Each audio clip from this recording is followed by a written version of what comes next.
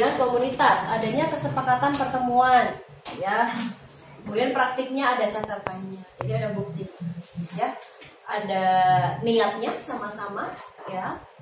Karena punya masalah yang sama, akhirnya berkumpul untuk berdiskusi.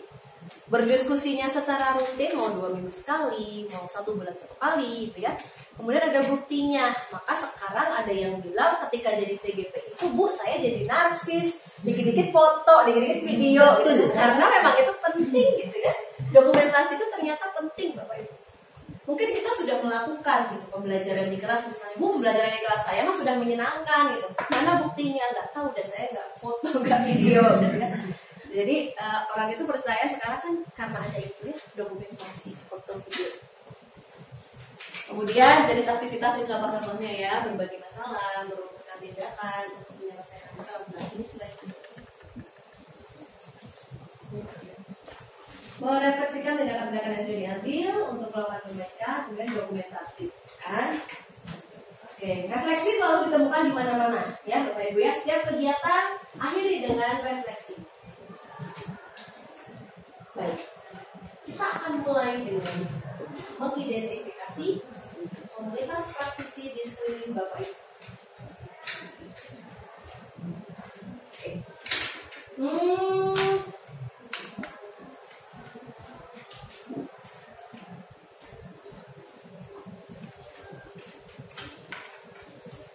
Oke, sudah dibagi dalam 3 kelompok ya.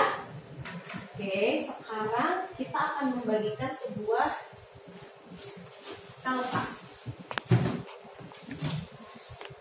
Ini adalah lembar identifikasi komunitas praktis di sekitar Bapak Ibu. Kalau di sekolah Bapak Ibu pasti kan ada ya komunitas entah apapun itu ya, mau KKG, mau MGMP, mau Komel A, Komel B, Komel C gitu ya. Silakan Bapak Ibu tuliskan nama komunitasnya apa gitu ya.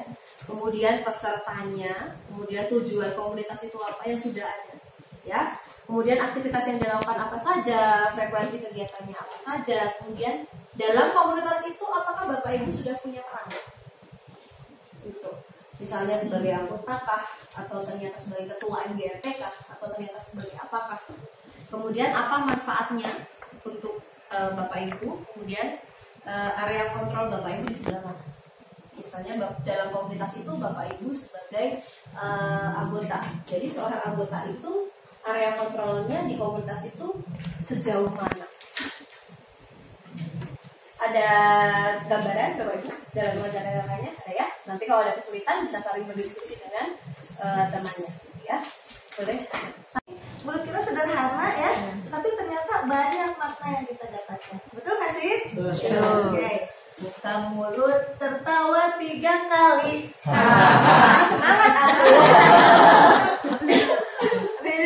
Buka mulut tertawa 3 kali. Buka mulut tertawa 2 kali. Buka mulut tertawa 1 kali. Tarik aku Buka mulut jangan bersuara lagi.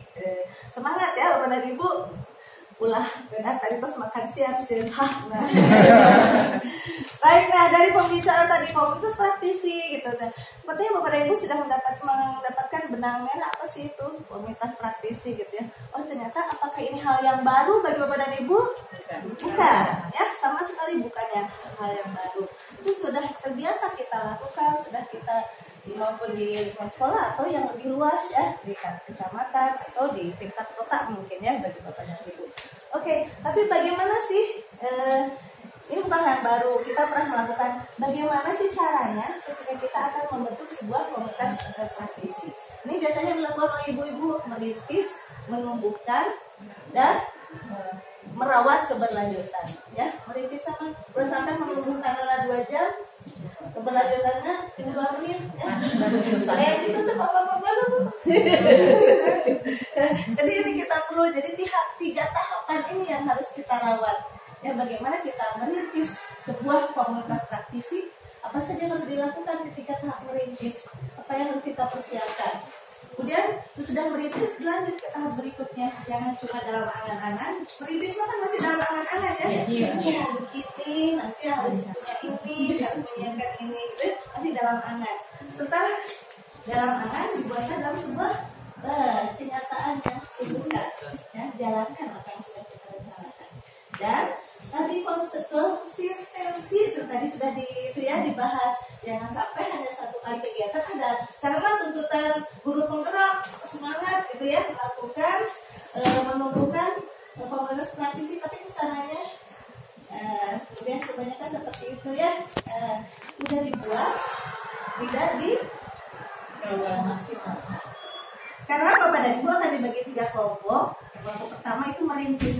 Ya. Coba diskusikan apa yang harus dilakukan, apa yang harus dipersiapkan, apa yang harus dibuat ketika dalam tahapan merintis.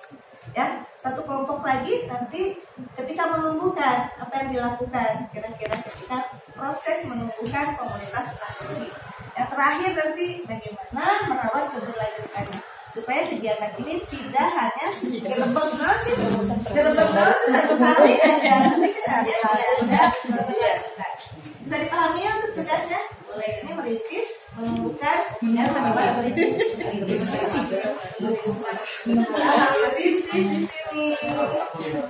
Menumbuhkan di sini dan tahap merawat keberlanjutan di sana, Pak W. Silakan cuma 5 menit saja waktunya.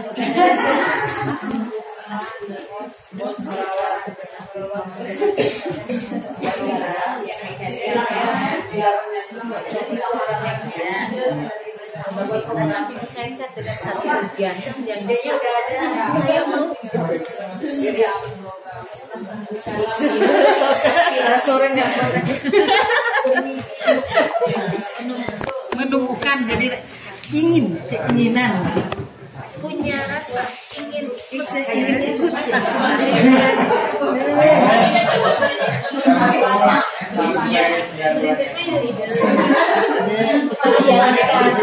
melaksanakan, berarti ada hal-hal yang bisa menarik iya, tahapan untuk melaksanakan yang kalau aja gitu mungkin Tapi bisa menggunakan terus targetnya ya, targetnya sampainya apa? Menentukan targetnya Terus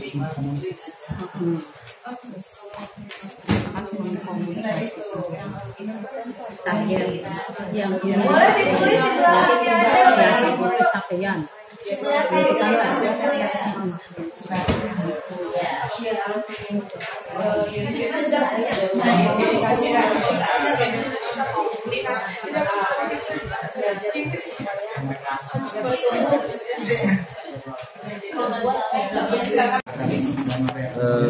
Karena di kami itu jumlah guru semuanya itu 20 orang, 13 orang yang kegiatan tujuan komunitas praktisi untuk guru belajar 183 ini yaitu edukasi setiap anggota dan mengumpulkan beberapa informasi yang berhubungan dengan pembelajaran, terutama di sini dalam kegiatan pengisian platform Merdeka Mengajar.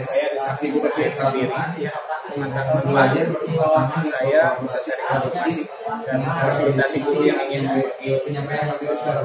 memfasilitasi guru yang ingin pelajaran terus yang selanjutnya ada juga kelas kreatif PIC-nya itu guru ya Pak Dadan mengajar di SMP. Peran saya di sini sebagai anggota bisnis memanfaatkan hasilnya. Yang pertama bisa peserta jam awalnya nasi goreng kemudian komunitasnya sharing biasa. Pembelajaran aktivitasnya adalah ada workshop pelatihan ya. Dan juga sharing lewat Biji mantap. Seperti ini pada jadikan ketua. Boleh. Aktivitasnya boleh di luar juga. Iya. Insidentil setiap hari dan saya di sana seperti apa?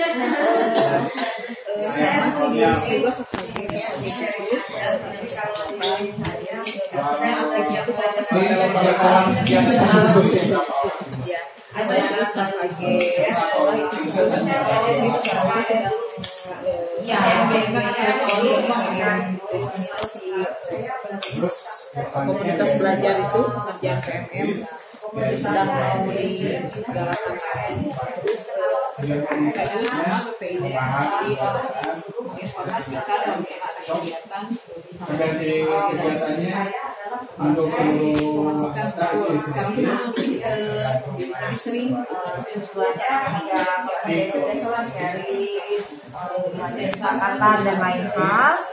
Terus aktivitasnya dilakukan ya biasa kalau nggak sosialisasi, pengembangan diri, ya sharing. Manfaatnya buat saya apa sih gitu ya?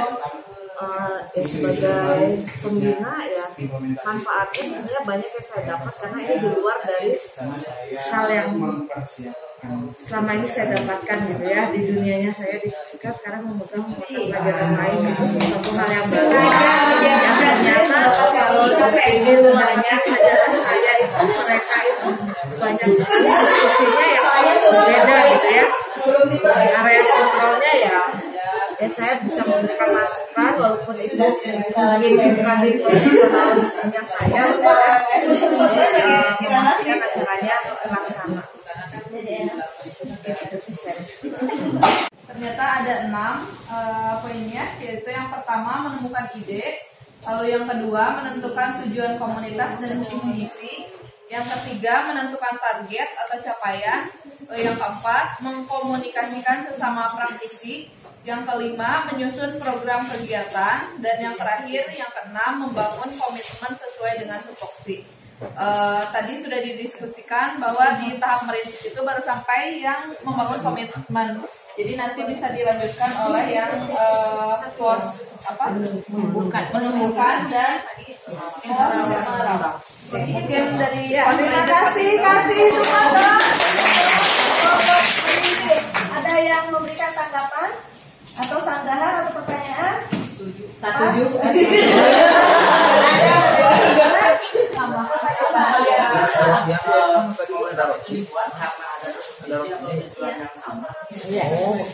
Sekarang ada komunitas dadakan dan sifatnya hanya untuk satu kegiatan gitu ya, kayak kegiatan dari saya. Ketika ada momen kegiatan pensi, ya itu kan komunitas untuk kegiatan setelah kegiatan tersebut Ada masanya kita selesai, ya dengan diskusinya kepada ya mungkin salah satu tujuan komunitas itu kan untuk supaya tujuan bisa tercapai sama-sama, karena kita guru tujuannya panjang mungkin nggak akan berubah. Bagaimana merintis bisa diterima? Terima kasih tanggapannya. Memang sebagai guru tuh harus punya tujuannya di komunitas praktisi ini. Jadi memang supaya solid gitu ya. Jangan hanya ada kegiatan baru ngumpul. Jangan misalnya ada acara-acara tertentu baru bisa bergabung gitu. Seharusnya di komunitas praktisi ini memang tadi harus konsisten ya intinya mah. Jadi harus konsisten dalam hal tadi menentukan tujuan dan menentukan targetnya seperti itu. Terima kasih ya. Terima kasih untuk Bapak mereview. Kita lanjutkan untuk menumbuhkan. Sebetulnya ada 6 tapi kebetulan tadi udah ininya di apa? Diambil.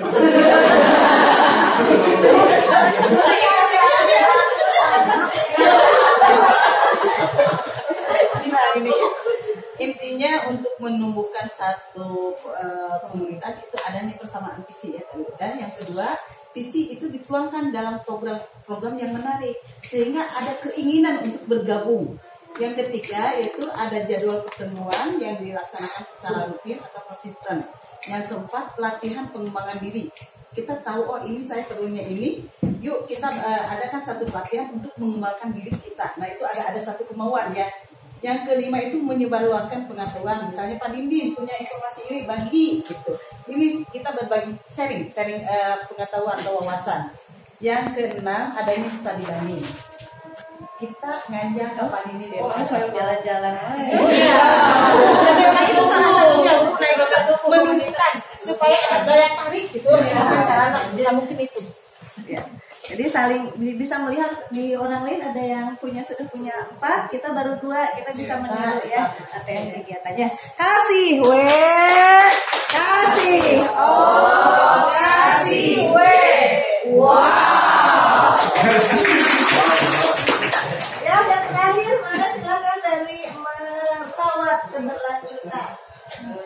fungsi dari pos merawat keberlanjutan. Yang pertama yaitu melaksanakan program kerja secara konsisten, kemudian melaksanakan refleksi dan evaluasi secara berkala, lalu melaksanakan jadwal yang sudah direncanakan secara konsisten, dan yang terakhir merawat kebersamaan dan kekompakan dengan berbagai kegiatan kebersamaan seperti family gathering alias jalan-jalan.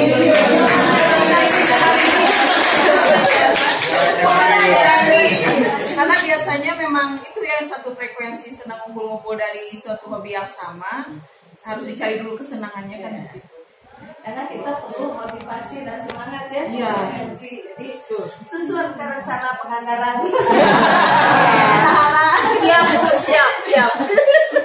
Baik, terima kasih. Kasih tepuk wow kamera. Wow, keren. Wow, keren. Wow, keren. Wow, keren. Keren untuk semua. Luar biasa sekali dari tahapan merintis, menumbuhkan dan merawat keberlanjutan. Itu sebuah alur ya, kebayang itu Bu alurnya? Ya, sudah kebayang karena memang sudah terbiasa kita lakukan. Ini hanya sebagai penyegaran saja kepada Ibu. Kemudian materi ini juga nanti akan menjadi salah satu bahan bahasan juga nanti di pendampingan individu ya. Ketika tadi lagi pendampingan individu, Ibu kami pendampingan individu itu ulah geupeur, ulah merasa tegang. Ayah Bu Yani ke sekolah gitu. Enggak ya, kita itu hanya menjadi rekan diskusi gitu ya. Ketika Ibu punya kendala atau perlu diperbincangkan solusi yang akan diambil gitu ya. Jadi kita santai saja, mau pergi mau loka kita santai ya kepada Ibu. Baik, ini yang terakhir mungkin mengapa sih Ibu Bapak merasa penting nggak adanya komunitas praktisi gitu. Kira-kira siapa yang akan memberikan tanggapan pentingnya komunitas praktisi bagi Ibu Bapak? Baik, Bagi ini Bu mungkin ada dua kata, curhat hati. Dimana kan kita mempertemukan permasalahan-permasalahan selama di sekolahan, tapi dalam satu orang-orang yang satu frekuensi dengan kita bisa memecahkan masalah yang saya alami. Nah itu mungkin itu. jadi intinya sebagai tempat Tempat menyelesaikan sering menyelesaikan masalah. Artinya bisa begini ya Bu Oci, bisa saya punya masalah anak yang misalnya kesulitan dalam berhitung. Nanti Bu Oci udah punya pengalaman, nanti sharing dengan saya, coba Bu Mani misalnya pakai model ini dan bisa di tempat sharing pengalaman, sehingga mungkin saja ketika saya mau coba menerapkan apa yang diterapkan Bu Oci ternyata sesuai. Ya, satu kata kunci adalah tempat sharing pengalaman. Oke, yang kedua kita lanjut saja, apa sih peran kita sebagai guru penggerak di dalam komunitas praktisi dari kelompok belakang dong? Ya, Ibu dari Rosi yang kedua. lagi bahagia. Peranan kita sebagai guru penggerak di komunitas praktisi, kalau sebelum jadi guru penggerak hanya jadi anggota saja, kalau sekarang mungkin lebih jadi motivator, terus lebih termotivasi lagi untuk sharing banyak hal positif dari apa yang kita pelajari di guru penggerak ini, ilmu-ilmunya lebih bisa kita share. Semangat sekali ya, jadi sudah berubah senang. Tepuk tangan. Artinya Bapak dan Ibu, perannya, kedudukannya mau menjadi ketua atau menjadi anggota sebagai guru penggerak, kita itu tetap harus menjadi teladan bagi anggota di komunitas praktisi. Artinya penyemangat, yang memberi contoh dan memberikan motivasi kepada rekannya tadi. Setuju ya Bapak dan Ibu? Oke, terakhir untuk kelompok ini apa saja sih tahapan untuk menggerakkan komunitas praktisi? Tadi.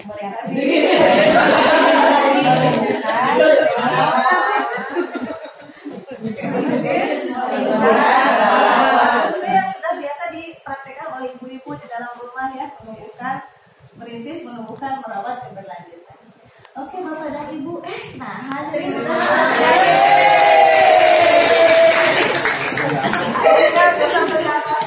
dari pagi hingga sore hari ini. Tapi sebelumnya saya ingin sedikit merefleksi ya. Yang pertama, pembelajaran apa yang Ibu Bapak dapatkan di hari ini? Siapa yang mau menyampaikan? Bapak-bapak. Pakai.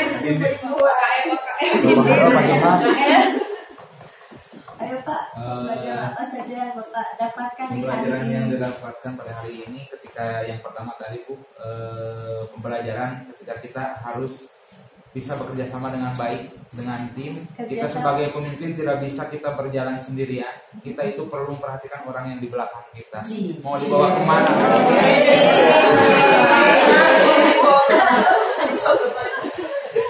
Tadi ada masuk saat. Hah? Ada masuk saat. Tapi ini mah dalam prakteknya Bu ya. Kita sebagai penggerak itu, guru penggerak harus bisa tergerak dari dalam diri kita sendiri terus bergerak dan menggerakkan orang lain itu. Terima kasih.